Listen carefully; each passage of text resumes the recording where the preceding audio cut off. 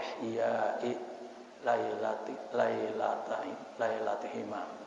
Jadi at-targhibu fi salatil idain, yaitu anjuran untuk melaksanakan salat Idul Fitri dan Idul Adha. Wa ihya'i lailatihima, dan menghidupkan kedua malamnya. Jadi kalau kita biasanya itu takbir dari habis maghrib itu ya, kita takbir sampai subuh dalam salat Id itu, nah itu memang disunahkan, namanya sunnah muakkadah, untuk menghidupkan malam-malam Idain itu, Idul Fitri dan Idul Adha. Di sini bersabda Rasulullah sallallahu alaihi wasallam, bismillahirrahmanirrahim. Qala sallallahu alaihi wasallam, man ahya lailatal fitri wa lailatal adha lam yamut qalbuhu yauma tamutul qulub. Ya. Ini hadis diriwayatkan oleh At-Tabrani fil Awsat wal Kabir, bahwa Rasulullah sallallahu alaihi wasallam bersabda, siapa orang yang menghidupkan malam yaitu Idul Fitri dan malam Idul Adha, lam yamut qalbuh, hatinya enggak bakalan mati, yauma tamutul qulub, di mana hati-hati itu mati. Hadirin yang dimuliakan oleh Allah Subhanahu wa taala. Wa min asbabi mautil qulubi, dan di antara sebab-sebab matinya hati. Ya.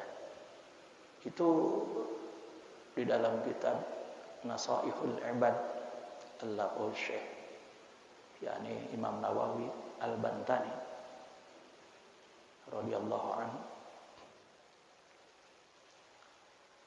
berkata,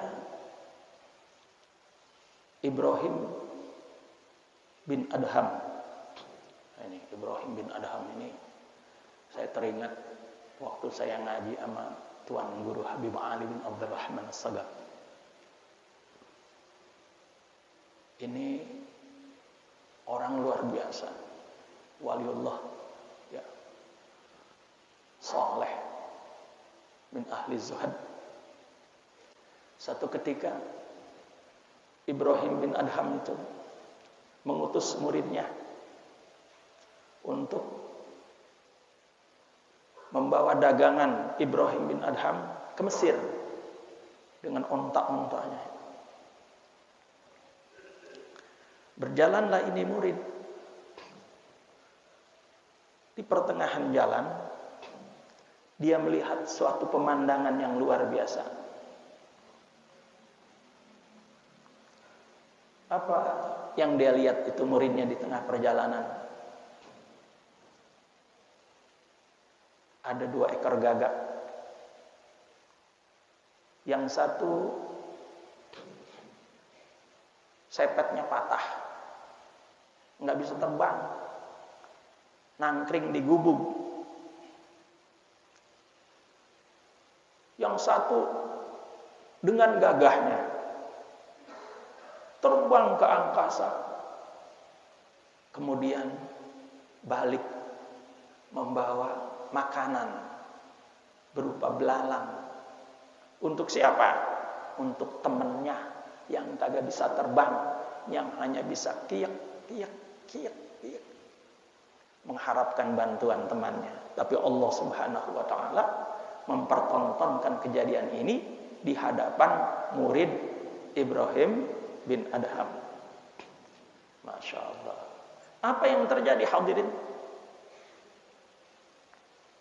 Setelah melihat kejadian yang sedemikian itu, Dia balik pulang tuh muridnya, membawa dagangan-dagangan yang banyak di atas onta tadi, punya tuan gurunya Syekh Ibrahim bin Adham. Kemudian datang, assalamualaikum di rumah Ibrahim bin Adham. Kaget tuan guru itu, bukan kepalang kagetnya. Ditanya, lah kok balik?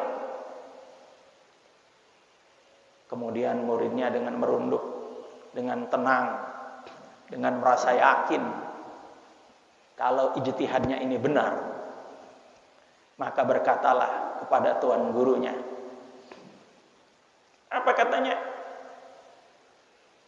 Saya balik tuan guru, melihat keadaan dan kejadian yang luar biasa yang dipertontonkan Allah kepada saya dengan dua makhluknya yang saling tolong menolong satu sama lain, menunjukkan bahwa yang satu lemah, patah kedua sayapnya, tidak bisa mencari nafkah, tetapi yang satu gagah sekali. Dengan gagahnya dia membawa makanan dengan paruhnya, kemudian dia sedekahkan kepada yang sakit, yaitu gagak yang patah sayapnya.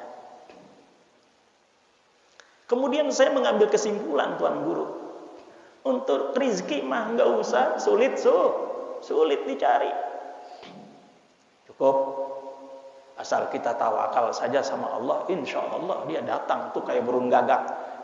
Nasehatin gurunya, nasehatin gurunya terdiam sejenak, merunduk, menghormati pendapat muridnya. Tuh guru yang benar tuh gitu. Jadi nggak langsung mengatakan sesuatu yang kurang baik terhadap muridnya, tapi tetap tenang. Dia rundukkan kepalanya, dia doakan mudah-mudahan muridnya ini mendapat hidayah. Begitu, nggak langsung main goblok-goblokin aja, mentang-mentang guru kepada murid, ya, itu adab guru kepada murid. Bukan adab murid sama guru doang, jadi guru juga punya adab sama muridnya. Kemudian dia bilang dengan suara sedih, apakah kamu lupa dengan sabda Rasulullah sallallahu alaihi wasallam, al yadul ulya khairun minal yadis sufla. Tangan yang di atas lebih baik daripada tangan yang di bawah. Artinya pemberi itu lebih mulia daripada yang diberi. Itu burung gagak, dua burung gagak yang dipertontonkan sama kamu. Saya tanya kepada kamu, mana yang lebih baik? Yang menerima sedekah atau yang memberi sedekah? Yang memberi, walaupun dengan kemampuannya masing-masing. Maka muridnya pun merunduk, mengaku kalau dia itu salah. Jadi yang memberi burung yang gagak tadi, yang dengan terbang, dengan gagahnya membawa makanan, itu dia lebih mulia daripada gagak yang patah dua sepetnya.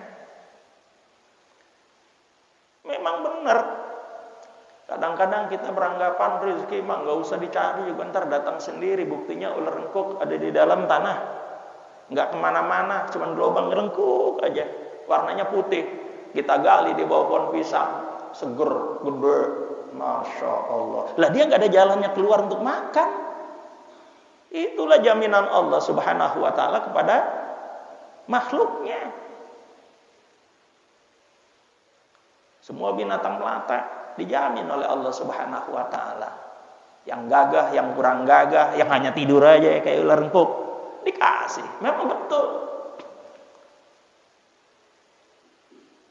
Tapi kita kudu juga menggunakan akal kita, bahwa pemberi jauh lebih mulia daripada yang diberi. Ini yang saya ingat terngiang-ngiang ketika beliau menerangkan itu.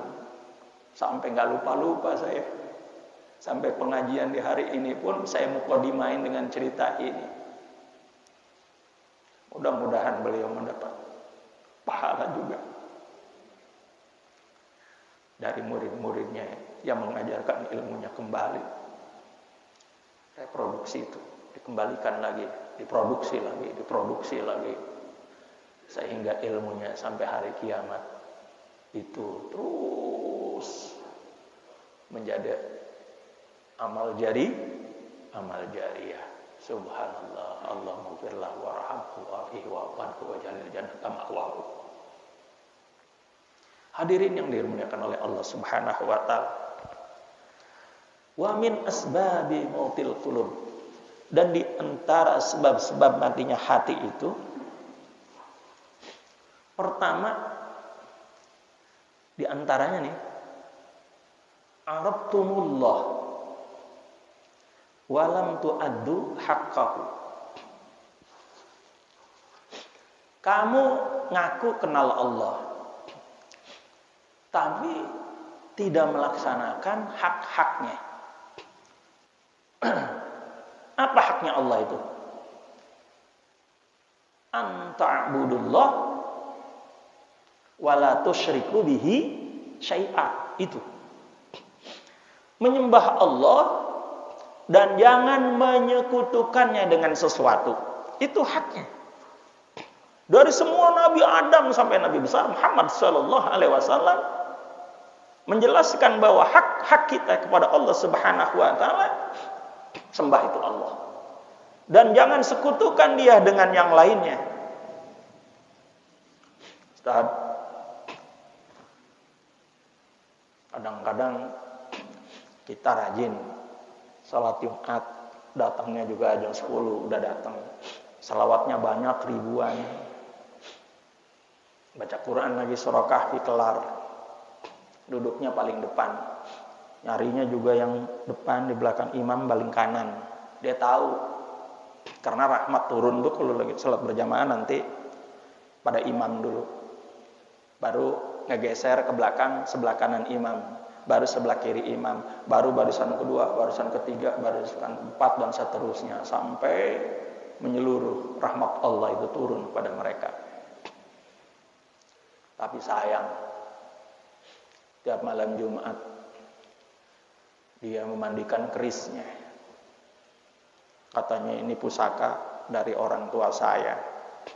Syaratnya untuk dimandiin dengan air wangi.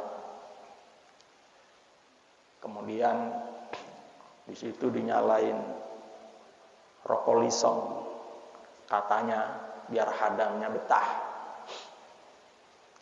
Ini bagaimana ceritanya orang ini? Dia katanya menyembah Allah, tapi membuat Allah murka dengan kesyirikan. Ini syiriknya. Ini syirik. Jangan sampai ini syirik dibawa mati. Mungkin ada yang punya pusaka-pusaka batu, keris, dan lain sebagainya semacamnya. Kemudian diperlakukan sebagaimana makhluk-makhluk hidup. Karena katanya punya kelebihan. Batu ini kalau ditaruh di sana bisa jalan. Kemudian diantuk kalajengking bisa nyari. Naik dia, jangankan begitu. Seandainya lebih dari itu, kita jangan percaya. Karena bisa jadi jelas itu nyata-nyata jin masuk di dalamnya dan jinnya yang berolah terhadap itu, supaya kita percaya dengan itu. Hati-hati. Di dalam sebuah keterangan yang lebih luas lagi, ada seorang kiai. Ini seorang kiai, seorang ulama besar. Ini yang menyebabkan matinya hati. Kagak menyembah Allah dengan haknya, yaitu menyembah Allah tanpa mensekutukan apapun dengan dia. Kan begitu. Tapi rupanya abu-abu. Satu contoh. Ini saya tulis di dalam kitab saya, namanya Behind the Story, refleksi atas Kisah-kisah hikmah. Itu bukunya. Buku saya yang ketiga itu saya tulis. Saya nggak tahu apa buku ini udah tersebar di sini apa belum. Harganya murah, cuma 35.000. Itu. Saya jual 35.000, 30.000 buat saya, yang 5.000 buat sedekah majelis taklimnya. Ini buku di dalam buku diantaranya. Itu ada seorang alim, orang saleh, yang menyebabkan mati hatinya itu. Padahal dia kiai, ulama besar. Tapi masih saja ada jenderalnya setan, bahkan demitnya iblis, itu bisa menegongkan orang-orang yang seperti itu. Na'udzubillah min dzalik. Suatu ketika si syekh ini, ya, ini kenapa babnya bab menghidupkan Ustaz Ma'mun, ini menerangkan yaitu keutamaan menghidupkan malam, yaitu idain. Tapi neranginnya kesono-kesono. Sebab ini ada hubungannya dengan hal-hal yang mematikan hati. Bisa jadi dia menghidupkan itu, tapi mati hatinya. Na'udzubillah min dzalik. Karena mensekutukan Tuhannya. Kiai jalan, dengar di sana ada pohonan gede. Di situ orang pada masang ancak. Kemudian apa yang terjadi? Kiainya marah, bawa kampak, dia panggul. Bismillah. Saya akan robohkan pohon itu demi tauhid di kampung ini. Wow. Jalan dia. Ya, jalan. Benar tuh. Ketika jalan di tengah perjalanan, kan tujuannya benar nih, baik ya. Mau apa? Ngerobain pohon yang menyebabkan orang pada syirik. Ini yang menyebabkan orang nyembah Allah, tapi dia mensekutukan Allah. Kan benar ini kiai. Dengan gagahnya keluar bismillahirrahmanirrahim, membawa kampak yang dipanggul. Di tengah jalan ada iblis nyerupa manusia, pakaian udang-udang, gamis putih, sorban panjang. Apa yang terjadi? Ngucapin salam lagi. Pinteran iblis sama kita. Buktinya Nabi Adam aja keok. Betul apa kagak? Apalagi kita kalau kurang-kurang dilindungi Allah. Ya, jangan sombong. Ya, Nabi Adam aja keok, ya. Turun dari surga ke bumi sehingga ada pengajian kayak begini. Ini hikmahnya Nabi Adam turun ke bumi nih. Ada pengajian kayak begini. Coba kalau di surga aja kagak ada. Orang udah pada nikmat, ngapain ngaji? Ngapain baca Quran? Ngapain susah-susah? Udah enak hidup di surga. Agak turun-turun gitu. Tapi hikmahnya Nabi Adam keok. Digoda iblis, turun dia. Diturunin sama Allah. Ada pengajian kayak begini. Ada Ustaz Makmunnya. Lagi ngasih pengajian. Ada jamaahnya. Itu hikmah. Jadi ada dinamika kehidupan. Nah, ini si kiai pergi ceritanya. Mau nebang itu pohon. Berantem dia. Gara-gara dicegah. Sama apa? Sama iblis tuh yang pura-pura berpakaian begitu kayak kiai. Kemudian dia bilang, mau kemana? Enggak. Saya mau tebang itu pohon yang menyebabkan orang sini jadi pada syirik. Padahal mereka menyembah Allah, tapi kesyirikan melekat pada mereka. Apa yang dia lakukan memang? Itu pada masang ancak, ya, di pohon itu disembah-sembah. Tapi mereka sebenarnya penyembah Allah, tapi mensekutukan Allah. Itu kagak sesuai.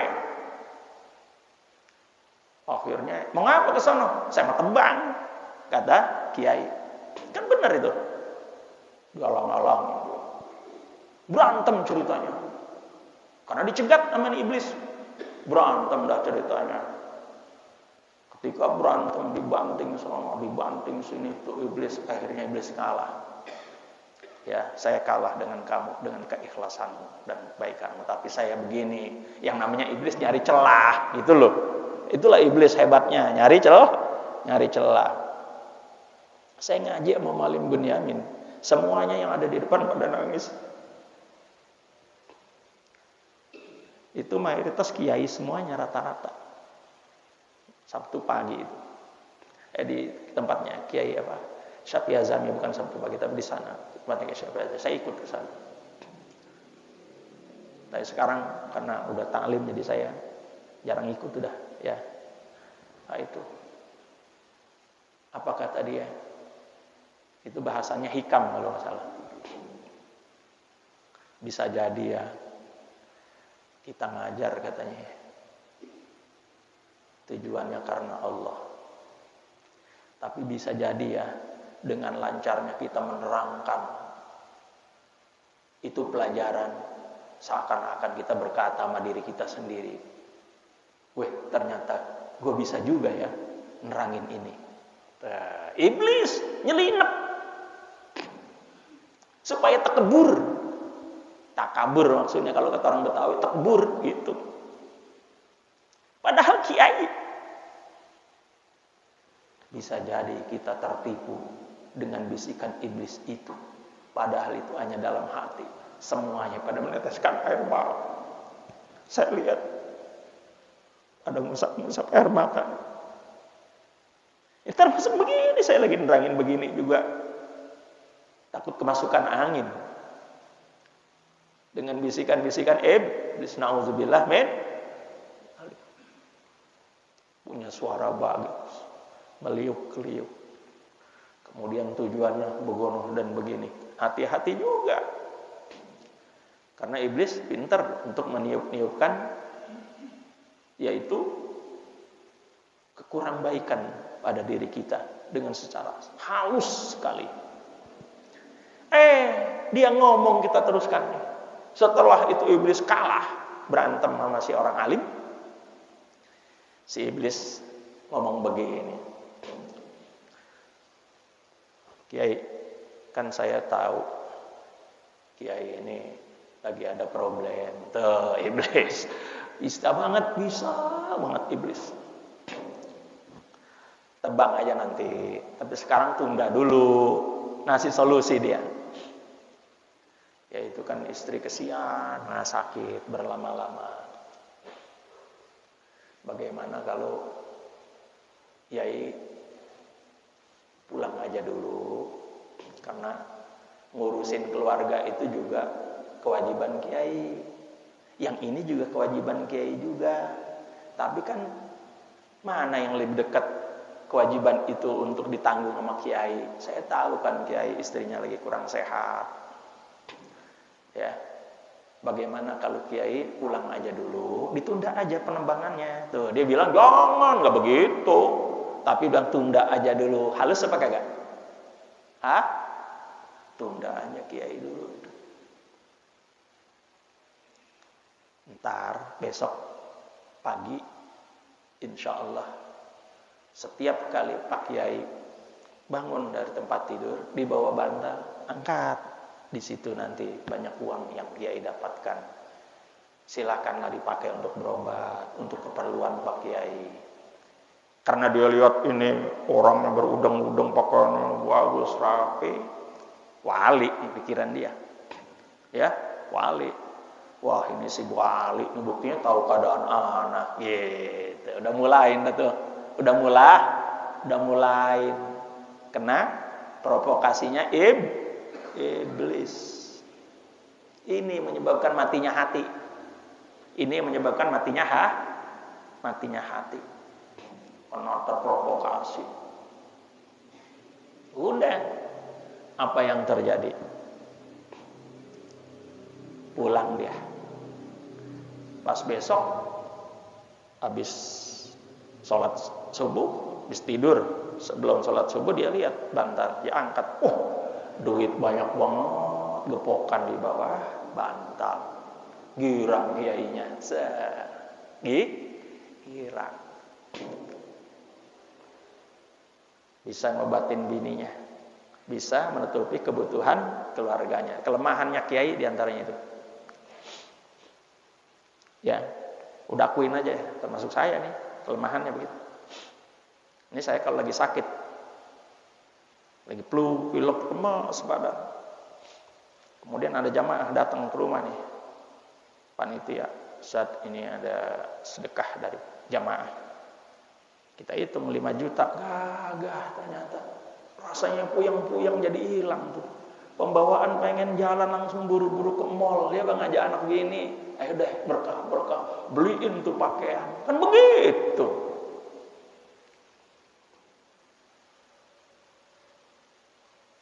Nah, ini kiai lihat, hari kedua ada lagi, betul kagak? Hari ketiga makin banyak, seneng tuh. Ini kan namanya negeri amplop, ya kagak? Nah, dengan amplop semua beres tuh. Ada tuh, ya Gusmus tuh baca itu puisi, ya nerbi negara serba amplop. Nah itu dengan amplop beres masalah, kan gitu. Lah itu yang baca Gusmus, bukan saya, karangan beliau. Akhirnya ini kiai hari yang keempatnya, ketiganya ada, besok dia bangun lagi, kagak ada. La ilaha illallah, iblis setan gitu dalam hatinya. Wah, lagi kampak dia mau nebang pohon. Di tengah jalan apa yang terjadi? Ketemu lagi sama orang itu. Mau kemana kiai? Kagak. Mau nebang pohon sono yang menyebabkan orang pada syirik. Nah, kalau ini benar-benar dia udah kagak ada kompromi lagi dah. Kata iblis, kiai itu marah-marah kan karena nggak ada amplop tadi itu di bantal itu yang 3 yang banyak menjeprah itu. Ya betul Pak Gaga. Nah, karena itu yang menyebabkan kiai sekarang bawa kampak untuk yang kedua kali. Akhirnya karena dia diejek, merasa kesel, berantem dia. Berantem sama si iblis tadi.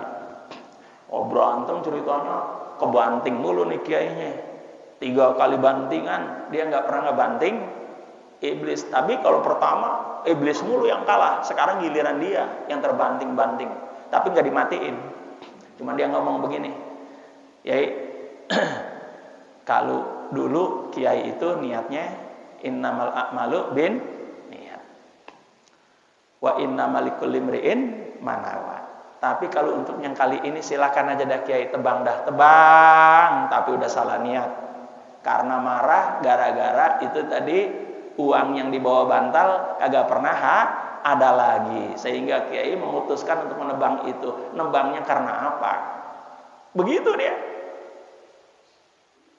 Akhirnya kiainya lemes karena dia telah mengaku bersalah terhadap perbuatannya. Itu dia yang menyebabkan matinya hati.